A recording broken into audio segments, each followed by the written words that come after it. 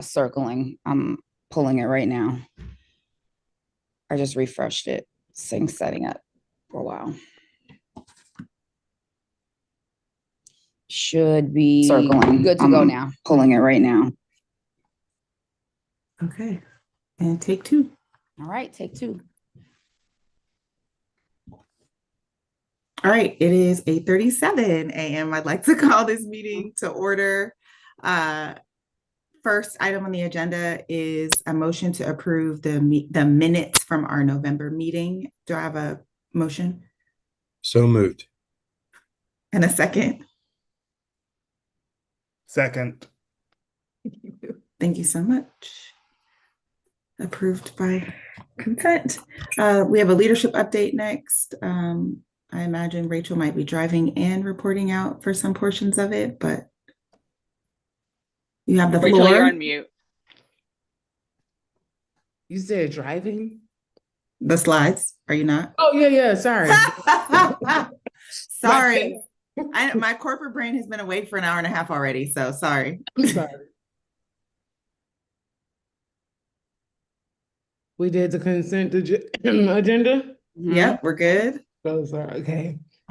There we go. School happening. So a lot has been going on in the last month or so. We had a professional photographer come in to get professional pictures of the kids, the adults, us together for recruitment. Recruitment season is starting, so we're trying to hit the ground running with enough literature, pictures, and just content so that when we go start to recruit, families see our awesome kids.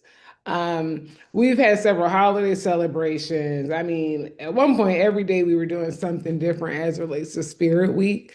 And the girls' basketball team was almost undefeated. We had a long stretch of them winning almost every single game. So congratulations to them because they did an excellent job. We're continuing to having parent appreciation events for parents to come in the morning to talk to leadership team, to tour classrooms. And also we recently celebrated the 100th day of school.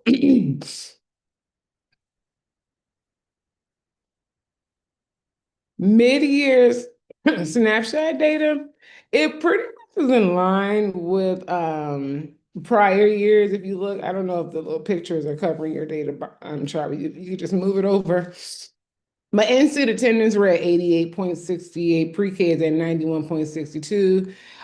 Chronic absenteeism is something we are working on right now.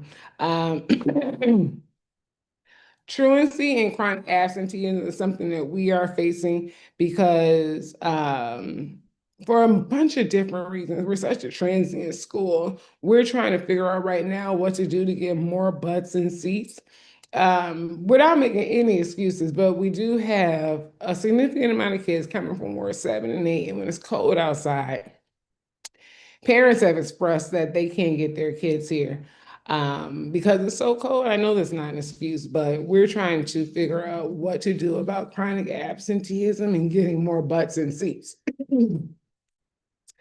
Suspension rate, expulsion rate still at 0%.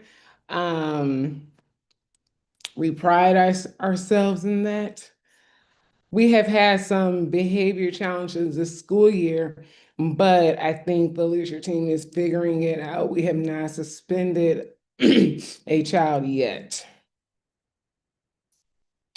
We took MAP winter, the whole school took MAP in the winter. And so, Rachel, I'm sorry. Can we go back to non-academic for a second? Yeah, it's probably sorry. faster. That's fine for me to just ask it. Oh, wait a minute, hold on. How do I go back? Press your left arrow. Yeah, there you go. There seems to be in mid-year withdrawals, we seem to be lower than other years. Is there any thought as to how any thought as to what's working that we can replicate or codify, like build a process around or anything like that? Like any thoughts around what's working well? Portia, do you want to answer that question? Yeah, I think right now it's more so just having that dedicated team when prior years, we might have had a lot of, oh, you're withdrawing. Okay. Like, here's your withdrawal form. Sorry to see you go. But now we have like a team where the family engagement team and operations, we're asking those questions and we're making sure like, what is it? Is it a barrier to getting here? Is it a barrier to like, is it a custody battle? Is it like, there's a number of things that are leading parents to withdraw their students in the middle of the year. So we're just following up and making sure that they understand like, whatever the reason may be, they have that support with Perry Street and that like leaving isn't always the answer. So they get a lecture a lot of the times, unless it's something totally out of our control, meaning like they're moving to another state or, a country. So that's recently Okay. doing. And then Rachel, you were mentioning and we talked about it a lot of times in the past, like there's transportation is kind of one of the biggest contributors to the absenteeism. And even though I feel like I've been here forever, I know there was a forever before that. Like, what if we explored around providing is there any way for us to impact that particular challenge? And I don't know who the right person We've is to talked answer that, about but it. We've talked about it over the years. The issue is our students are coming from all over the place. So unless we're like yeah, riding a bus from Fort Totten to Perry Street or going all the way to Ward 7 and 8, like so right. and then half our kids come from Ward 5. But I have parents who live in Ward 5 just 2 miles away and said while the snow is on the ground, they can't come to school until the snow is gone. So it's like, and this is just one off. This is not the vast majority. Sure. But just to give you a snapshot, kind of like into the type of attendance issue we're dealing with. Yeah. Okay. We're also dealing with tardies because people are traveling so far to get to school. Our students who are coming from Ward 7 and 8, even over by the Edgewood area, are coming to tardy often because it's taking them forever to get to school. I can understand that. Okay. I do want to just highlight that we have explored or have had conversations with Truth. I'm not sure if you're aware, but Truth has like a bus that they use and they shuttle students from the closest train stations in the morning and in the afternoon. So we've had conversations with them on how we would be able to participate or partner with them, and they're open to it. So that was something that we were going to explore next year, but we just have to process down. Fantastic. Okay. Thank you both. So now for winter map.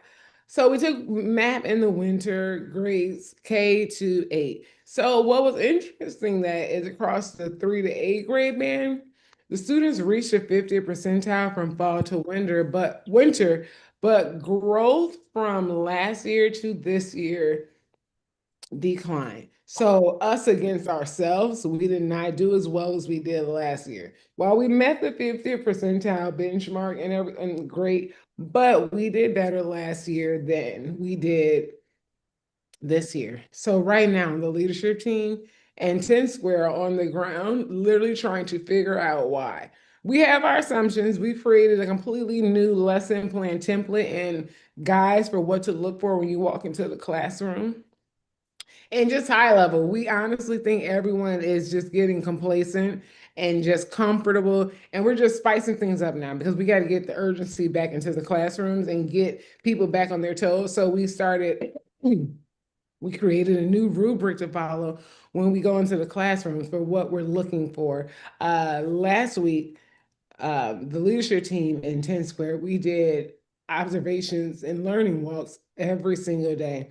And while the culture was great in every single class, we didn't see any behavior issues, like people were on fire. What we noticed is it was hard to find evidence of learning. And by what I mean by that is, yes, the culture is great. Yes, all the kids are following directions, but the teacher is standing at the board just talking to the kids. The kids have not written anything. The kids have not solved problems at their tables. The kids aren't actually working. So now when we go into classrooms, we're looking to see if the students are working. What is the evidence of learning to show that the kids are actually doing the heavy lifting when we walk into the classroom? So we recreated our rubric to match our expectation for what we're looking for when we walk into the classroom. And we did pretty much an audit to see like exactly what the problem was and where we are. I think we narrowed it down. So moving forward, the leadership team and 10 Square, we have new goals for teachers and new things we're looking for in the classroom until the end of third quarter. Another thing we're doing, instead of giving teachers until spring to get their map data up, we're going to start chunking it into 2-week windows. We recently purchased a program called iReady that allows us to do this. So what we're going to do is set 2-week goals for teachers and students. And at the end of the 2 weeks, we'll see if the students met their goal with 70% accuracy and 100% participation. So what we're looking for the teacher every 2 weeks is that 100% of their students are on iReady and working on the intervention programs. And we're also looking to see that they're completing their assignments with 70% accuracy. This is a shorter way for us to tell if students are actually learning. That is literally evidence of learning that we can use every 2 weeks to decide what next steps are. Fewer students at the, so same for ELA and math. We're pretty much doing the exact same thing. We redid the rubrics. We're going in classrooms. We're looking for specific things when we get in there. So by the end of third quarter, we should know exactly what every student will get on MAP because we've been tracking it every 2 weeks. Starting this week, we're tracking it every 2 weeks so that we're not blindsided. We're very clear on how students will be doing on MAP in the spring based off of our 2-week little windows of tracking data and making sure teachers are held accountable for a shorter amount of time than just saying you have until the spring to figure this out.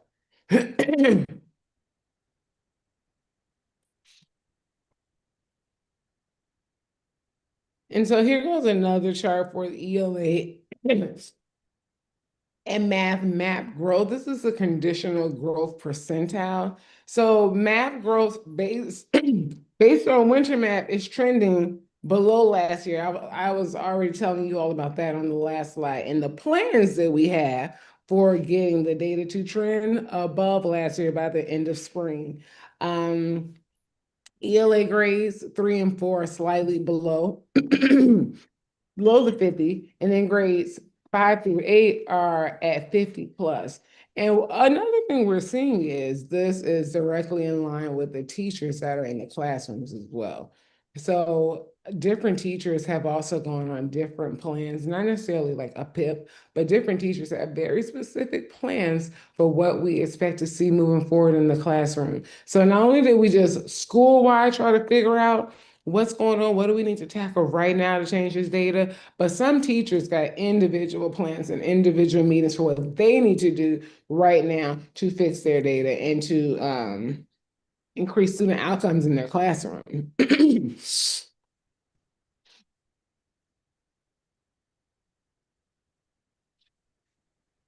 All right, so here we have the another data snapshot, map and CAPE predictions. So based on students' prior CAPE and MAP scores, 25 to 35% of students within the range of 4 plus in ELA, and then 10 to 25% of students within the range of 4 plus in MAP. That is the CAPE prediction. Now we are actively trying to create systems and plans right now to make sure that what we predict or that we go above what the CAPE prediction is, because we believe that if we chunk it and give teachers bite-sized goals that we can measure every 2 weeks to increase the urgency in every single classroom, that this data is going to go up. And specifically looking for student work, not teachers talking at the front, but actually students engaged in an activity and like writing and doing the assignments. Another thing to note for the math classes, we are pushing that every single time we walk into a math class, we see paper, we see pencils on the table, and students are actively writing and taking notes. I literally just ordered 50,000 composition notebooks because we're trying to get back to the basics of kids. Remember when we were in school, we had to fold the paper. Okay, right. One equation on this side, right. One equation on that side, right. Make sure all your numbers are lined up. We don't do that anymore in school. Like kids are on the computer for math. And I think that we need to kind of bring back some of the old school, like categorizing our thoughts, being able to go back to notebooks to look for answers and like teaching kids how to think mathematically and how to organize their thoughts. So we got a lot of things going on actually that we're trying to start so that we can increase our academic data for the spring. Hey, Rachel, good morning. Morning. Quick question, and I apologize if it's already been addressed. So I see you're doing these micro interventions for 2-week snapshots. At what point will those flag an intervention if you see them trending in the wrong direction? And at the 2-week window. See, because they can't trend in the wrong direction if my assistant principals are doing their job, because they have to go into the classrooms every single day with the rubric to check off if the teacher is, and it's just check boxes. There's no comment boxes for feedback. We don't even need your opinion. You're going into the classroom to tell us exactly what you saw every single day. The feedbacks get sent directly to the teacher. So if the AP is going to the teacher's class every single day, giving that teacher the feedback that says you are either doing what you're supposed to do or you're not doing what you're supposed to do, and correcting it in the moment immediately, we shouldn't have any problems at the 2-week mark. If we do have problems at the 2-week mark, we're definitely going to address it. But I am grateful for it's every 2 weeks so we can address it immediately instead of waiting until the end of the school year. So I'm hopeful that this plan is going to work because there are so many different people in place to carry out the plan. The teachers are going to be, we're going to be in their classrooms every single day, giving them feedback. So hopefully the plan goes as it's supposed to. But if it doesn't in that 2-week window, at the end of the 2 weeks, just like I said, there are teachers right now who, before we even started the 2-week window, got their own individual plans. Those teachers as well we can coach them and give them their own individual plans if we find that they're unsuccessful after 2 weeks. Okay, thank you.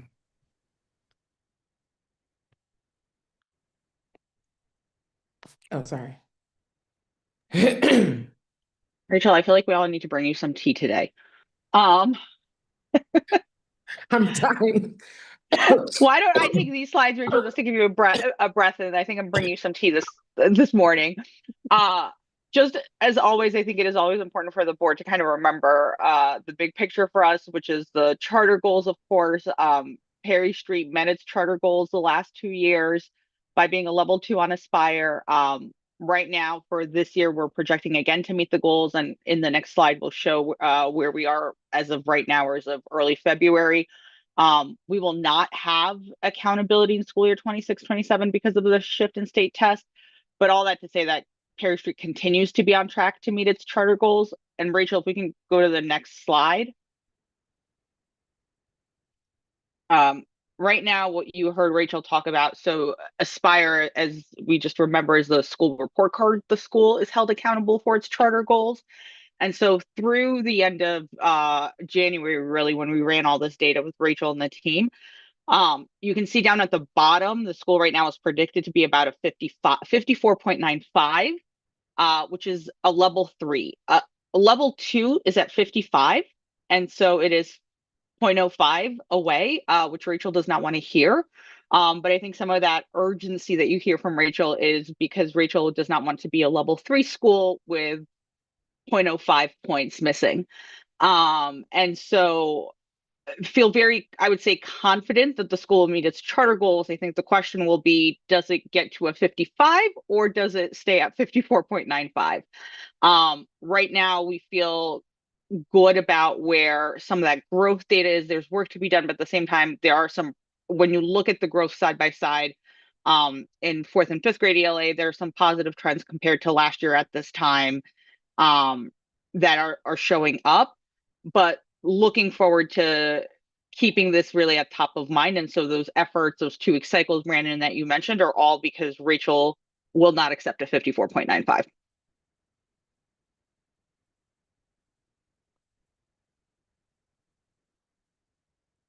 Rachel, anything you'd add to that? I almost feel bad asking you to talk.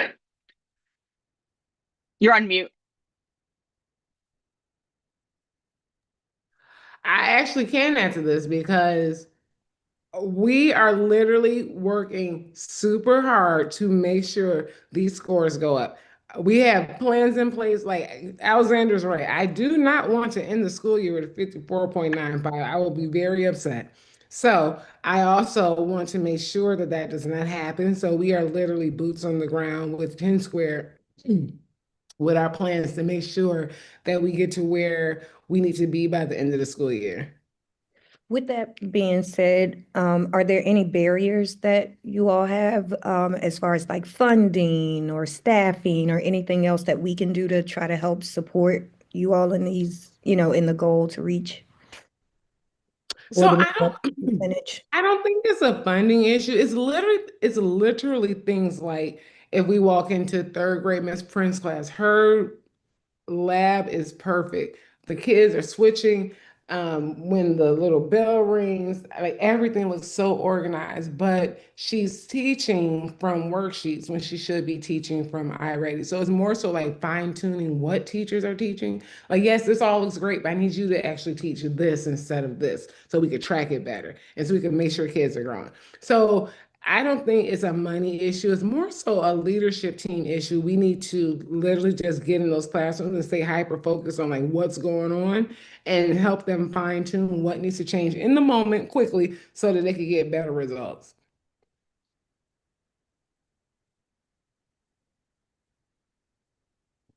I think the other thing, I'll just name this, I probably name this more often than not, is one of the important things for the board is to always be aware of the charter goals.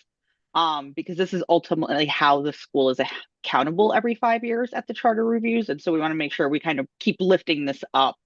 There have been a lot of charter reviews that have occurred in this year and last year. And one of the things that keeps coming up over and over is was the board aware of the school's performance?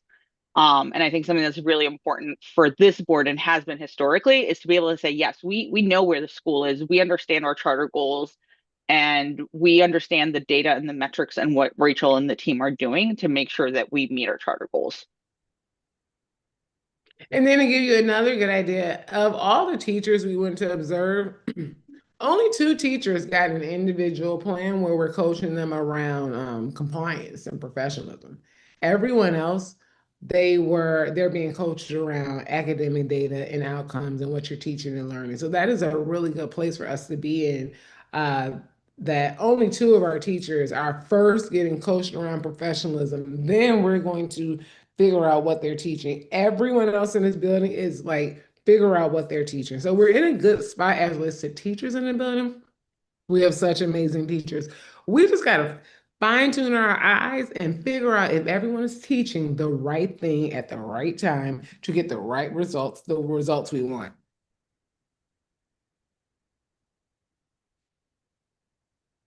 I wouldn't Anything even else? just for an issue. I think we have a good bunch to do this with.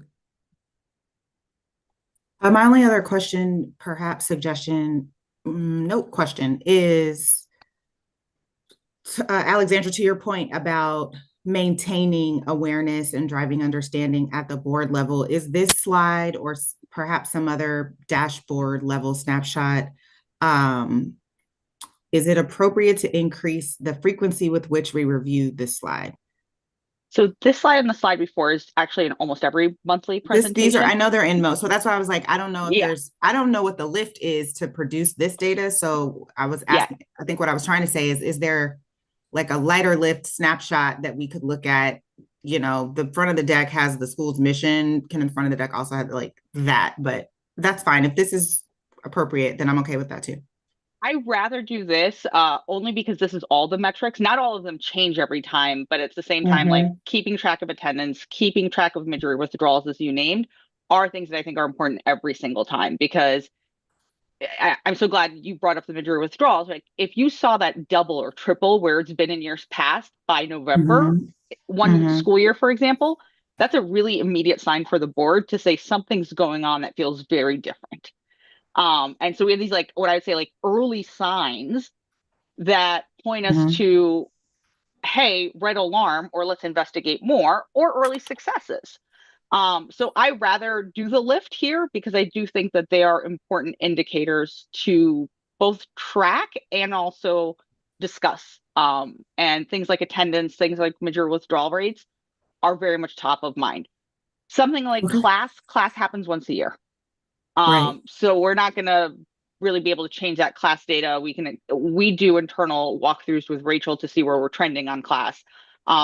So I rather keep all these things at the forefront. So also people just remember all the measures that go into this, because this Aspire is ultimately how you all are held accountable. And I rather have it all up every single time so that nobody forgets something.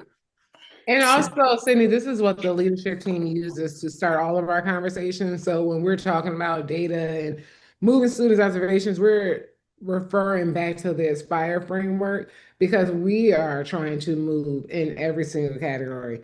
Well, I know it's like a lot of different listed, especially under measure, but we use it internally to make sure that we are hitting and staying focused on all these different things while you're in like meetings and talking and making plans and for the future. And just for and I'm sorry if I missed this, the estimate, if we look at 24, 25, let's just say, the 1.90 for the assessment ELA for grades 4 to 5 was 1.90. Was that at the same time of year last year, or is this where we finished? This is where we finished. The same? Yeah, no, great question, Aisha. So all the data for 22, 23, 24, that is the year-end data. That's where the school ended with the actual official state test. For 24, 25, where we're looking at is what Rachel talks about MAP. So those mid-year interim assessments, but not the actual state test because we don't have that information. So this is the prior years are where did the school end? 24 or 25, 26 rather, forgive me, is where are we trending right now? Got it. Okay. So that the right-hand side is where we are now, but you have forecast around what you want to happen. Exactly. So based on what we do is we run okay. Yep. We run like a 3-year model and say the last 3 years when we were here, this is where we ended up. So this is where we're likely to end up right now.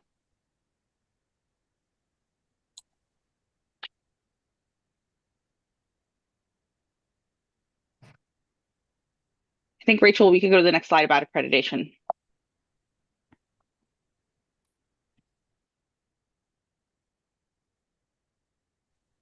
All righty. So as we remember, we had our accreditation visit recently in December, although it feels like it was so long ago. It was just a couple of months back. So we had the overall feedback was really great, really positive. They were here for a couple of days. I know that a number of you were able to sit down and have some breakfast with them, which was great. The feedback that they provided to us was like really highlighting our culture and our community here in the building. There were no real findings or deficiencies that were noted in the report. Although they're not able to formally tell us that we're reaccredited, they did say that they were going to suggest for us to be reaccredited with no stipulations, which is super exciting because that means that we did everything we were supposed to do and have been doing such. So that report, we should expect that to come out about April, I believe.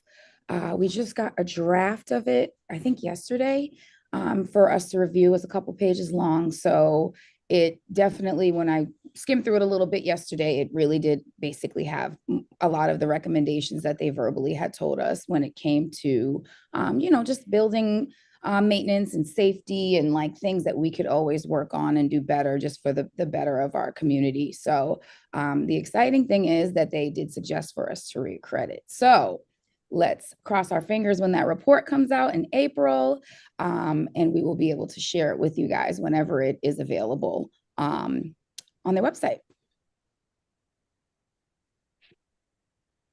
Any questions? No? Okay. All right. Just to give a little bit more in-depth information on the feedback. Again, there were strengths and commendations for us, which being we support a diverse population of students, being students with IEPs, students with intense learning needs, and it's just a more personalized environment.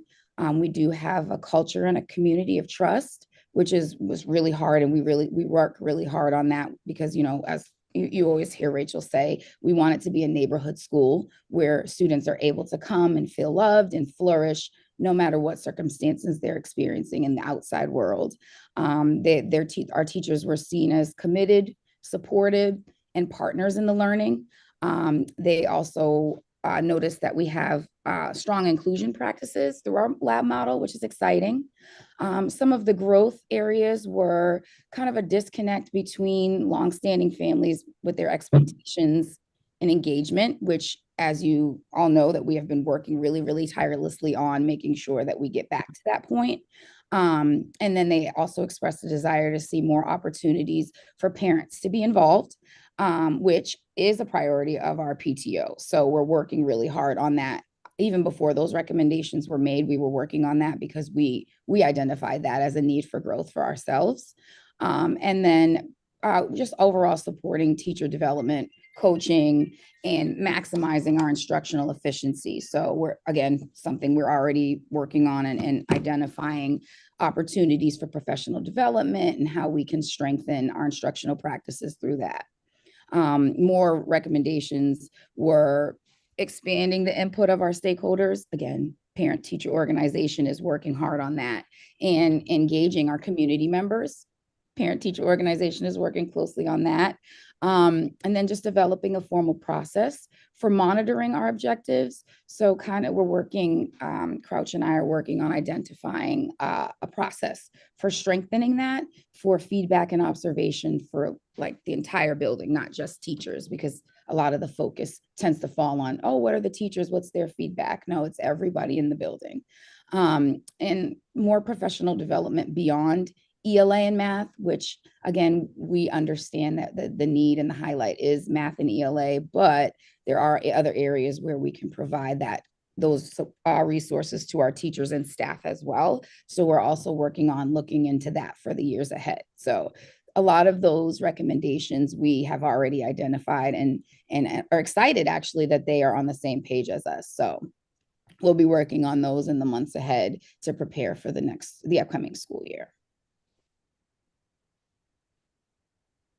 And lastly, I just want to say that the accreditation process was so helpful for us because even if you look at our areas of growth, parents desire more frequent opportunities to come into the building. Inside of the meetings, Derek Hyde and Portia, you could back me up. Teachers also were like, we need more assemblies. And I can tell you that Parish Street Prep's leadership team hates assemblies. We get stressed out about large, organized chaos and everyone coming together. So we were like, ugh.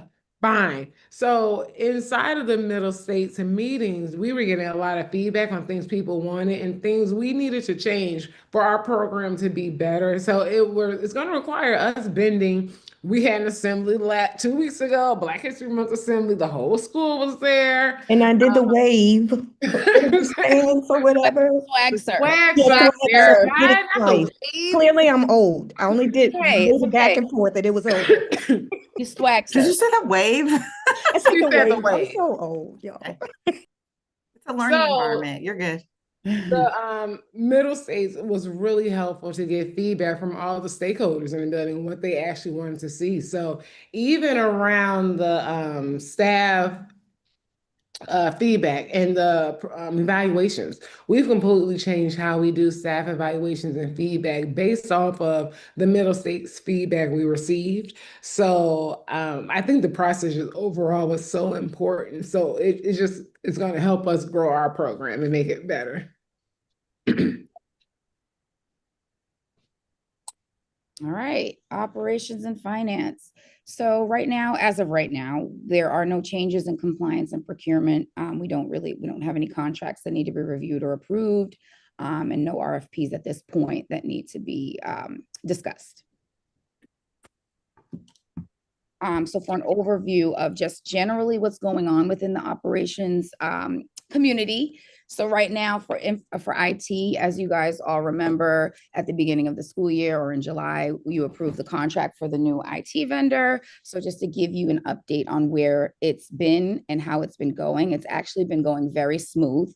In the short amount of time where they've been here, they've been able to reset our network and make it stronger. So basically, they tore everything down. We were out during the winter break. They removed everything and rebuilt it from the ground up. Just to start, this is the initial phase where we're able to go ahead and just strengthen, whether it be the cybersecurity or just like access points in the building. Phase 1 is started and completed. And then phase 2 and 3, that will happen over time, where we'll continue to assess areas of like different parts of the building where we may need to replace some of the access points, or different areas of the building where we would like to strengthen the internet connection. And that involves rewiring and all of that. So we have a clear plan right now on what that's going to look like moving forward, which is super exciting. In terms of cameras, all of the cameras have been reset as well. So all of them belong to Perry Street. They are on our network. We are currently working to expand the breadth of our cameras, where we're going to be more external cameras outside the perimeter of the building, in the parking lot, in the playground area. And these cameras are a little stronger, where they record audio, but they also like allow you to freeze and do all these cool fancy things. So it's exciting to know that we're going to expand that, just for student and building safety. And then in terms of safety, like overall, we have updated our card readers. So when you walk into the building, you may notice that, like you may have to, the doorbell looks a little different, but now we have cards where you tap the cards, or we have, they're online. So you can now use your phone. If you are in the vicinity of a card reader and you are a staff member with access, you're able to, Bluetooth unlocks it, so you don't have to go searching for your keys. Panic buttons have also been installed in the main office to start. So I know it seems to be a little outdated, but it is really helpful when, like, if there's an angry parent or if somebody comes in and you don't want to be like, what we've noticed is that once you mention the thought of calling somebody else to help, it kind of sometimes escalates. So what will happen is when the panic button gets touched, it alerts just leadership. And then leadership is able to kind of call and say, hey, did you press the button on purpose? And that's when we'll be able to understand the situation and see what next steps are. We also have a Raptor alert process that we're rolling out for safety, for active shooters and any other emergencies, where it will alert your phone automatically. And no matter if it's on silent, because my phone often is, if there is an emergency, it won't say what the emergency is, right? So you're not supposed to be on the loudspeaker and say, oh, there's an active shooter or a threat in the building. The phone will go off and it'll say Raptor alert. And then that will allow whoever is with the phone, they'll be able to check and see what the emergency is to be able to follow the protocol. Mm-hmm. So moving on, for more operations when it comes to finance, right now we're currently working with our insurance broker for the upcoming school year to work on identifying what the best coverage option is going to be for the team. Right now, we currently use Care First Blue Choice. So I'm working with Suzanne to look and see if that's the best option for us, the most affordable, and the most beneficial to the school. Additionally, our food service RFP process is coming up. So schools in Washington, D.C. are required to periodically issue an RFP for food service for compliance, quality, and cost efficiency. So we're approaching that time when we have to have that RFP go out. So right now, we're currently working with the DC Food Service Co-op, who is helping for us to identify vendors and different service models. And then they'll be able to come in and do like a presentation and have conversations with us. And during that time, we'll definitely request for different stakeholder feedback, whether you're able to join a tasting or we're going to have some kids join some tastings. Obviously, the leadership team will be part of this process as well.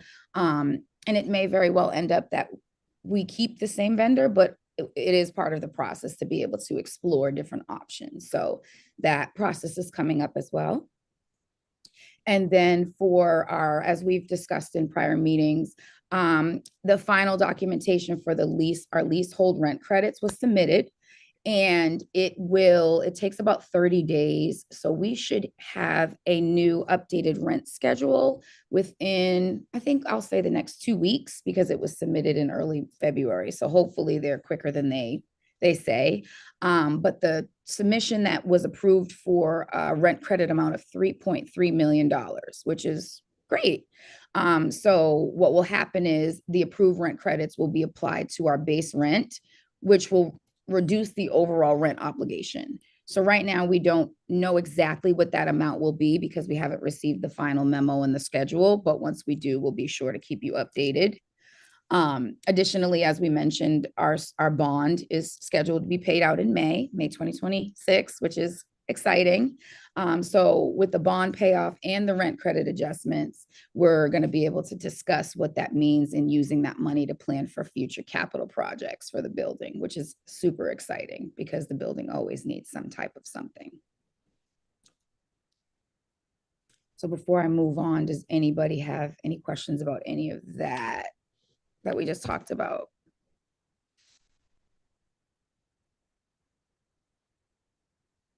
Okay, lovely. All right, so the most important conversation topic is enrollment. So right now, we are initiating and kicking off enrollment season. So this is exciting, and it's something that it's going to have to take a lot of hard work and a lot of teamwork. So just for an update on what has been happening with our enrollment team, we have distributed the intent to return survey to our current families. So we've done it 2 rounds. So we did it 2 weeks ago, and then we just resubmitted it about a week ago. To date, we have about over 100 families have responded. About 80%, I have that number go up a little bit more because I checked yesterday, but about 80% of those families indicated that they definitely plan to return next year, which is exciting. And about 18% did not select an intent response, which we are following up with them to kind of see like, hey, was this an error or was this on purpose? And kind of talk through what that looks like. Most of the drivers, when we did ask for feedback about what could be done better or what would you like to see at Perry Street, the school culture and climate are one of the primary drivers of retention. So that neighborhood community feel where they feel part of the family, like a lot of the families indicated that was the thing that kept them there. Like they don't worry about their kid because they know that they're amongst family, right?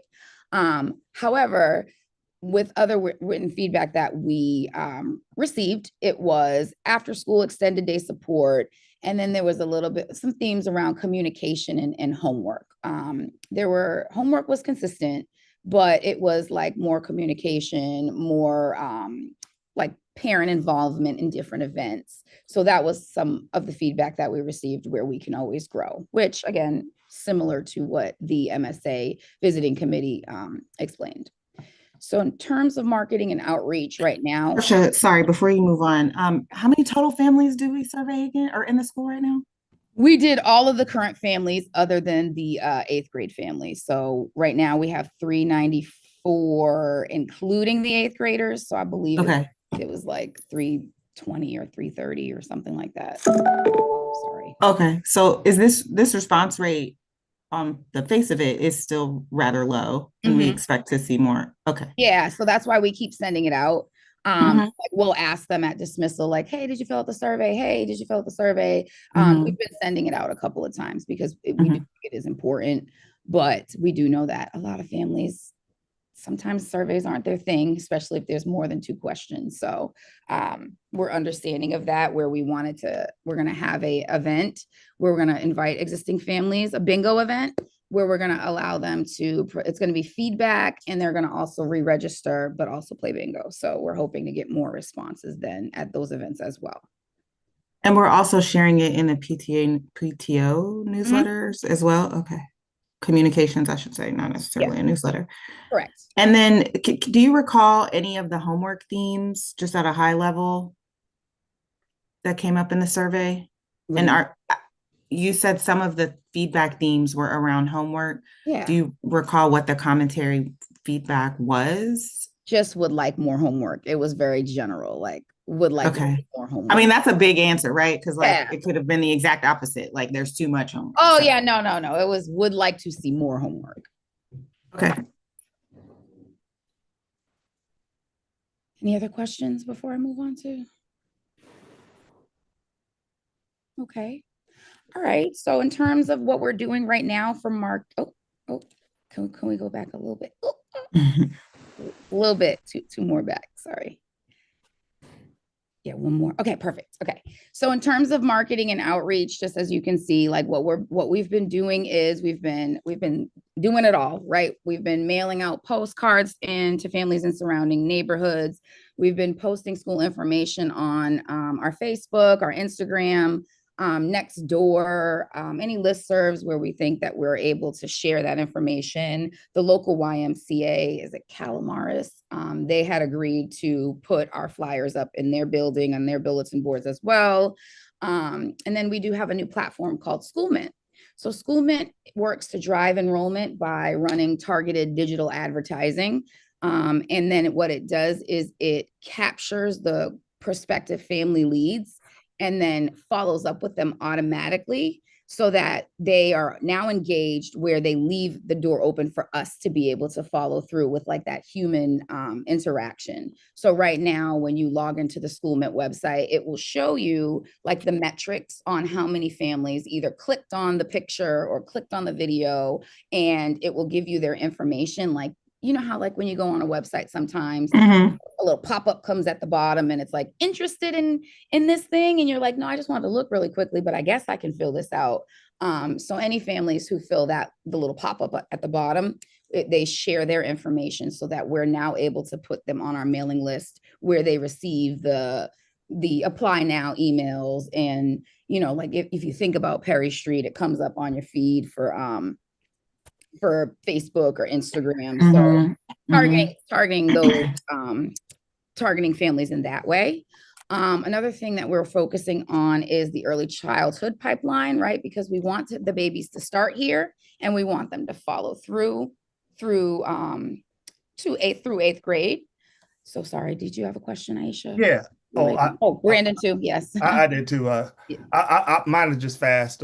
With the outreach and engagement channels, have you also used the ANC newsletters and the pipelines into the advisory neighborhood commissions throughout the city? Nope. What is it? You said AN, like Nancy C? ANC. No.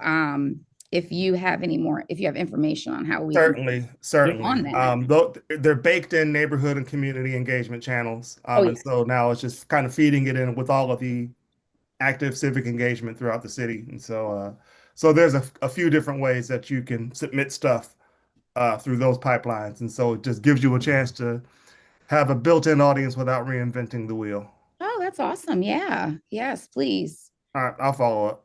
That would be great. Yeah. So another thing Alexandra had suggested is that, the mom groups on Facebook, where it's like DC moms and dads of blah, blah, blah. So we've tried, joining those and submitting requests to have our information posted there as well. Pre-K, we have pre-K family play dates coming up. That's one of the big things that actually families do like to see. So when they do, what we do is the current list that we have from My School DC, we have been sending, I believe we have 125 families on there right now. So what we've been doing is we've been sending out blasts about, oh, come to Perry Street. Are you thinking about Perry Street? Here's why you should come. And also any pre-K families that were on that list and they were of age, we have been calling them to see if they want to join now versus waiting until the new school year, especially if they've indicated that they are either homeschooled or not in a school. So that actually got us 2 new students within the last couple weeks, which is exciting. Another thing that we've been doing is enhancing our website presence. So we're currently working on giving our page a facelift. So that should be coming. We also are completing a virtual tour for families who are not able to visit in person. So we are providing families with the opportunity to come do a tour. So when they get that email or that blast that says, here's why you should come to Perry Street, look how great it is, here are all the great things we do, there's a button that says, schedule a tour now. So when they click on that, I think we've had like 2 or 3 families successfully show up for the tours. So what we're doing instead, or in lieu of, or in additional to, I should say, is we're adding the virtual tour. So if you're not able to make it in person or you're not able to commit, we'll put the virtual tour online, where it will give you like a highlight of what it'll look like, a day in the life will look like. And then the promo, we have a promo video that we have actually, we're on draft 1 for, which I can show you in one of the future slides, but we can go to the next slide.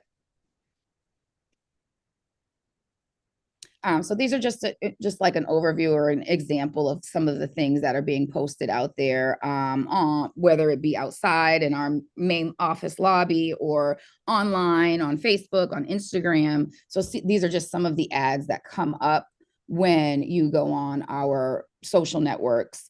And then the middle 1, 2, 3, the one that says more than a school, a community that believes in every scholar, that is the MailChimp.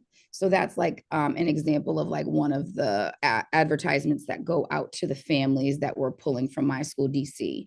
So these are just like some of the things that we've been sharing.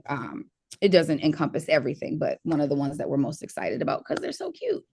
Just one more chime in, just from a PTO perspective. Yeah. We do recognize that like word of mouth from like parent to parent is a huge pipeline to getting students. So Montez and I have bantered back and forth about how we are going to kind of start like almost like a referral program for like the PTO members and things like that, so that we can be like school ambassadors or parent ambassadors to kind of tell our network. So we're also just one little piece of all that they're doing, but I just want to tell y'all that. Okay. Thank you. Derek, I wanted to respond because yes, word of mouth, I believe, is how Parachute is going to get students in the building. Another thing to know that in the flyers, the video, most of the students in the flyers and the video are our students with disabilities. There are students in self-contained. So I think that word of mouth is definitely going to get us our bang for our buck. So the APs on our end, we're trying to figure out what that word of mouth looks like. Like, how do we get parents to spread the message? I think parents with students with disabilities are already spreading the message because we get a lot of students with disabilities at the beginning of the school year. And they say, someone told me to come to Perry Street because y'all don't suspend kids and y'all don't do this and don't do that. So they're talking about Perry Street. We just have to figure out how to amplify it a little more and cast a net to like a broader group of people. So it's not just students with disabilities spreading the word, everyone's spreading the word. All right. You can go to the next slide. All right, so this is just a little bit of data that came from My School DC, just to show the application trends and like where we are to date. The bottom corner pivot table shows you how many applications in each grade level that we currently have, which is pulled from the My School DC information. So I think every day or a couple of days, we are sending out some type of notification to the families, that any new families that are added to that list, and we just download it from My School DC. So it's showing us kind of like at total 125, where pre-K 3 and pre-K 4, those are the families like that we're prioritizing right now, because we want them to come. We want them to start now. We did have a kid the other day who didn't turn 3 by October or November. So we were like, oh, dang, you can't come. So we're working on it, but this is just to kind of give you like a snapshot of like the application trends and where we are in terms of My School DC information. Okay, so hold on one second. The Finance Committee, just to give you guys updates on that. Oh, for some reason the slide didn't show, but the recruitment video is in the slides, but I can share it with you guys and separately, so you don't need to watch it. But oh wait, hold on. Am I Rachel, go to the left, hit the left arrow, not the right one. Go back. Now, go back. You're going the wrong direction, Rachel. I'm going the wrong way. Right. Sorry. Yeah. Sorry, guys. Oh, wait. Hold on. I'm really in the wrong. Sorry, my bad. Hold on 1 second. You're taking this back to September. It's okay. You're still in the wrong direction. Somehow you are like going. Yeah. You going left? Okay, hold on. Let me just go ahead and we're on Slide Finance 23. Committee. Yeah, go Slide all the way to the 23, top. Rachel. Oh, slide 23. Okay, hold on. Yeah. Oh, okay. There you go. There we go. It's fine. So if you'll see the recruitment preview, there was like a black screen, like you could click that if you'd like to watch the video for the recruitment. But just to give an update on the finance, on what the Finance Committee has been discussing, our net income remains positive and ahead of budget, which is super exciting. Our year-end cash on hand is projected to be well above the PCSB requirements. If I remember, it was just yesterday. I don't know. It was like 250 days of cash or 240 days of cash on hand, which is, again, well beyond the threshold that PCSB requires. Our FAR score, just as a reminder, the financial audit review score is projected to be 93, which at the year end, and the target, 75 or above is great. So we're moving and grooving. To date, I believe we've invoiced a little bit more. I think the invoice percentage is about 40% of grants to date right now. And then just as we have discussed in prior meetings, the expenses, our health insurance and instructional and recruitment costs were a little higher because we had lower enrollment, but they were partially offset by some of the salary vacancies and lower food service expenses. So the food service expenses are not only lower because of the decrease in enrollment, but also because we're monitoring it a little bit more closely and ensuring that what it is that we're paying for, we're actually eating. And if not, we're adjusting those numbers to ensure that we're actually just paying for what we need. Our FY25 audit was reviewed by the Finance Committee a couple of months back as well. There were no findings, which is also super exciting, and it was submitted to PCSB. Before I move on, because I know governance is next, does anybody have any questions about anything that we just talked about? Finance, operations, anything? Can I go back to enrollment? It looks like we're on par year over year. Is that, I know we've talked about in the past, doing some forecasting around enrollment. Mm-hmm. Can we try to come to maybe the next meeting with that forecast ready to share with us so that we can get a sense of, I hate finding out in the year how we're going to do next year. It makes me very nervous because you guys are very good about forecasting everything else. So you've set a high bar for yourselves. Yeah. I think that's another area where with some forecasting, we could either be more proactive, look at new channels, et cetera. Okay, that was all. So I guess that wasn't a question necessarily about the data. But. No, absolutely. That makes total sense. And we have data that we can clean up for you and share.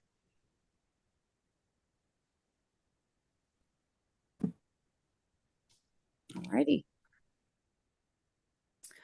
Sorry. So I will cover up this slide. Things have happened kind of piecemeal just because we're a month past our date. But we do have to do some voting to tie up some loose ends and kind of reconcile ourselves with the current state of board governance. So we have some votes on the table. So first, we do have those of you who made it to the call last week, the terms for board members Bruce Newby and Tashandra Stroman expired, and so we do need to vote to remove them. We will also need a vote for Dr. Alicia Jordan, who did join last week, has toured the school, has submitted her application, has interviewed with at least 2 board members that I know of.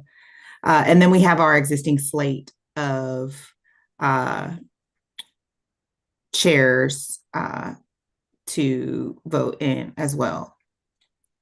Sydney, can I just make one correction? We don't actually need to vote to remove Tashandra and Bruce because their terms expired. Now that they've expired, okay. Oh, but Abiola is on the list of other trustees that I want to open a discussion around perhaps voting to remove. So those of you maybe, Brandon, how long have you been here? How old are you on the board? This is year 3, I think, right?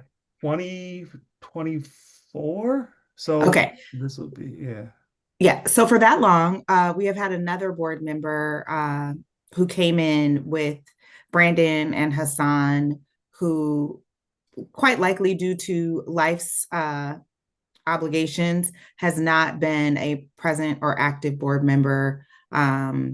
She was a member of the Academic Excellence Committee. I've also had confirmation that we haven't had a lot of presence from her there as well. So I would like to also open a discussion and or introduce a vote to formally remove Abiola Johnson from the board so that we can look at filling that spot with an active participant, active board member participant. Are there any questions or discussion before I move to voting?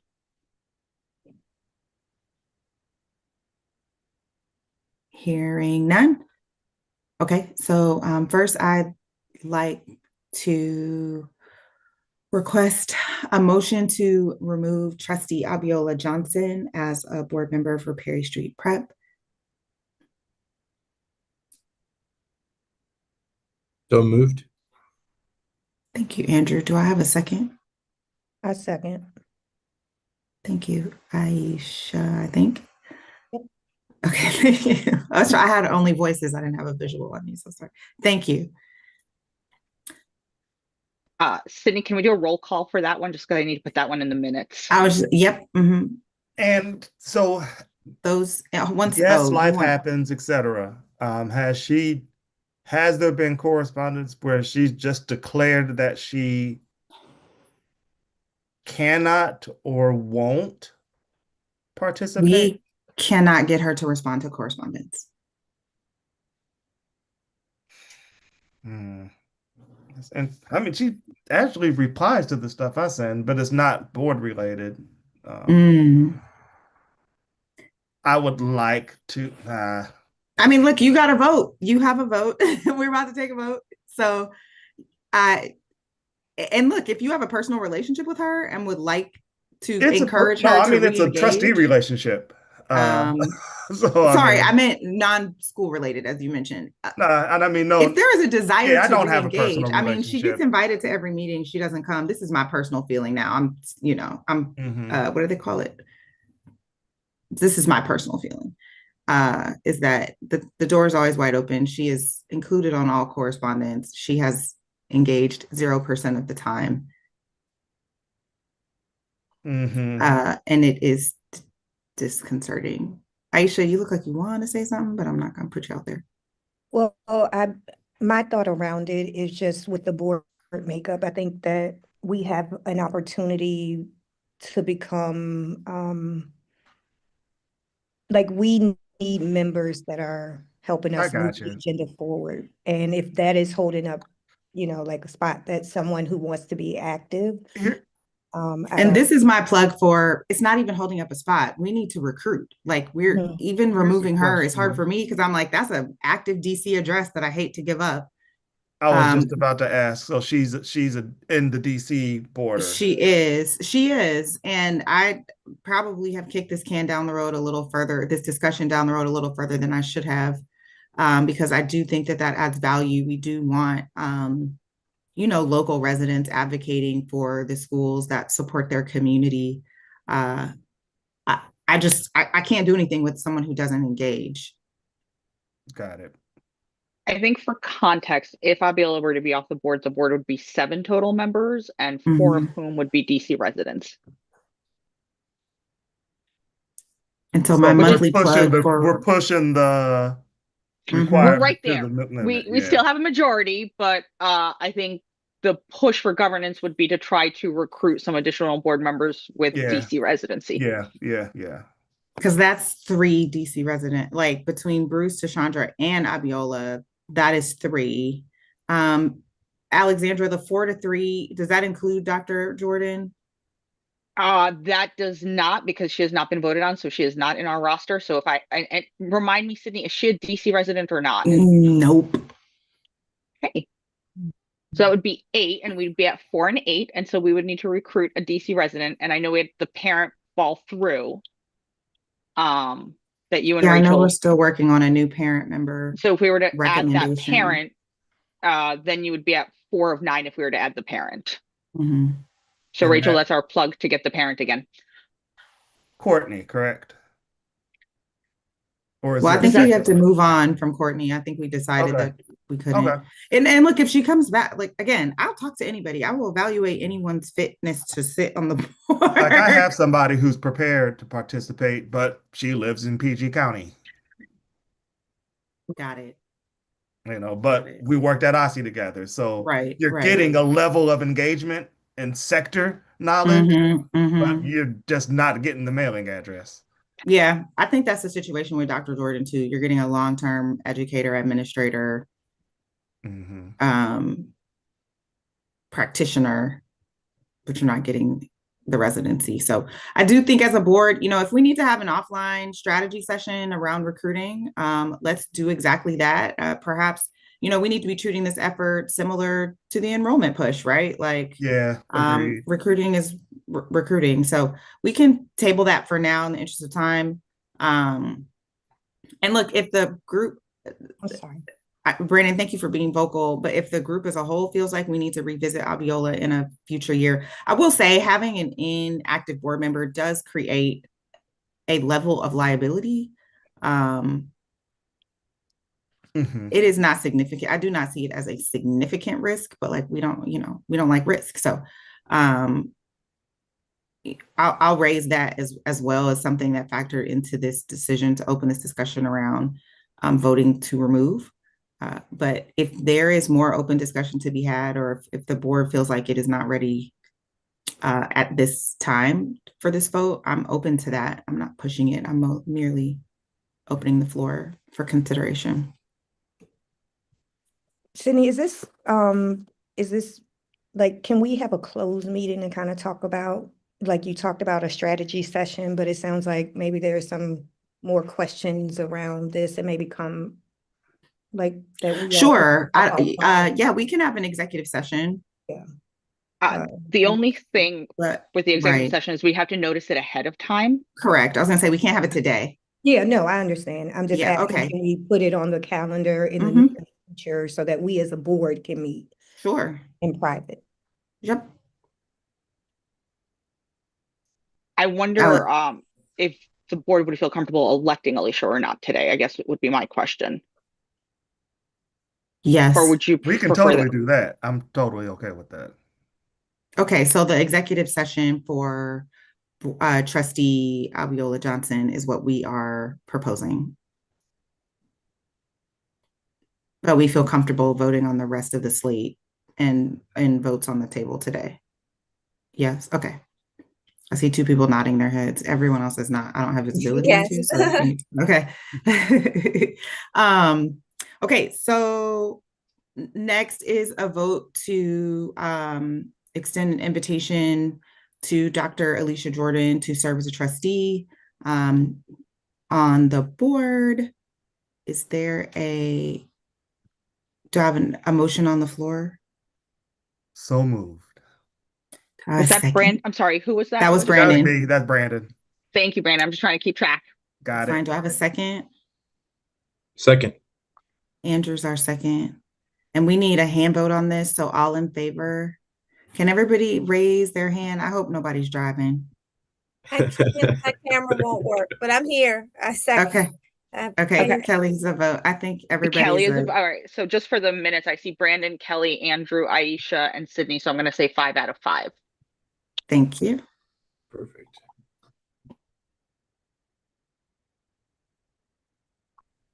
And then we've got a few others.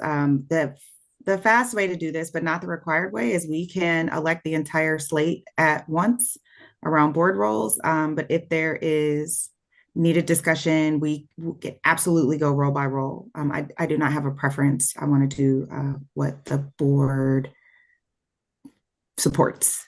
But we do need to formally elect our leadership slate. Who is driving? Rachel, why are we looking at your pictures? Do we want to do full slate, or do we need to go one by one? Full slate. Okay. Full slate. See a couple people saying full slate. Okay.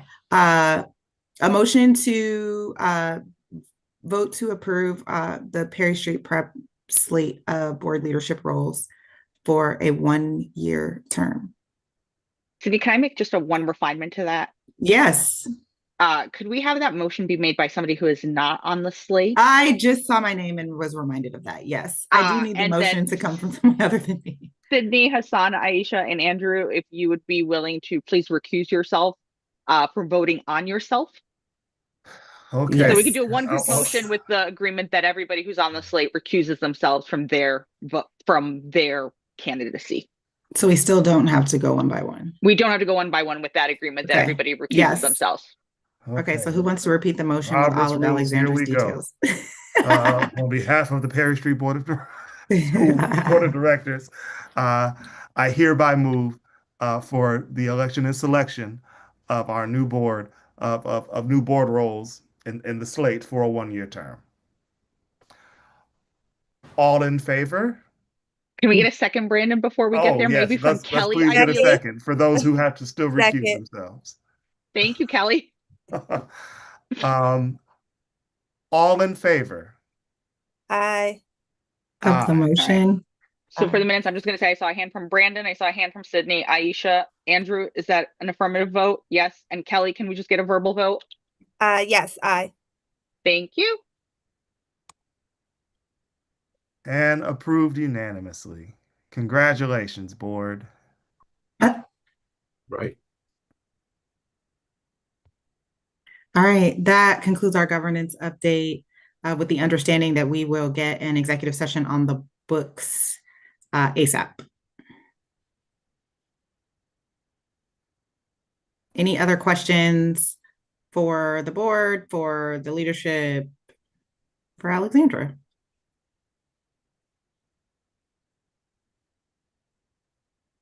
Hearing none, happy to adjourn this February board meeting of the Perry Street Prep Board of Trustees.